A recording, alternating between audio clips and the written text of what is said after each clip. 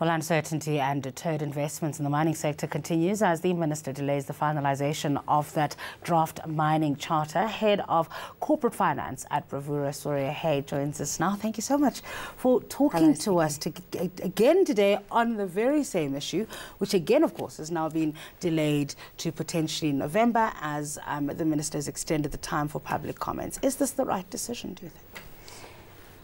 So I have a controversial view. My view is they should rather start afresh than to delay for a month.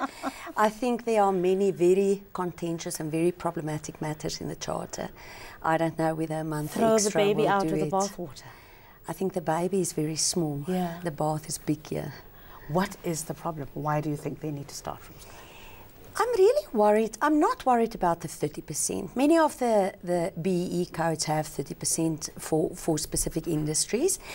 I'm also not all that worried about the free carry. I think 10% is big. Yeah. Remember, mining is a very capital intensive industry. So if it takes R1 billion, 2 billion rand to develop a mine, 100 million and 200 million to carry for someone, together with the returns on that you don't get, but you carry all the risk, those start to become really big numbers, in addition to having to fund the other 14% and for the employees and the community part. So it starts to become very taxing on the mining industry. That's the one thing. I think the second one, which is really problematic, is the 5% of payroll contribution that they have to make.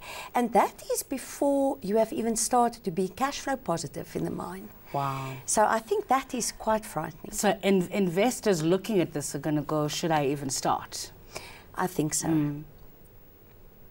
Now, one of the issues raised by particularly the community groups there was that, one, they feel that the government did not fully implement or properly watch the previous versions of the charter to ensure that the targets were met, whether it was on ownership or even community participation, social and labour plans. So they feel that there's no point in even having this third version because you did not implement the first two. That's right. So the communities are questioning that. You may recall the building of houses. Yeah. That has been a huge issue. Marikana, etc. Those strategies happened around those issues. But then the other thing that communities are questioning is the percentage for entrepreneurs 14% and for employees the right percentage? And are they getting the right size of the cake? And monitoring. Who monitors how and whether the implementation of this does take place? Will it be the DMR? Will it be the DTI? How would it work? So it's the DMR. Obviously, all BEE legislation in South Africa is supposed to be aligned with the BEE codes and under the auspices of the DTI. But the mining charter is legislation.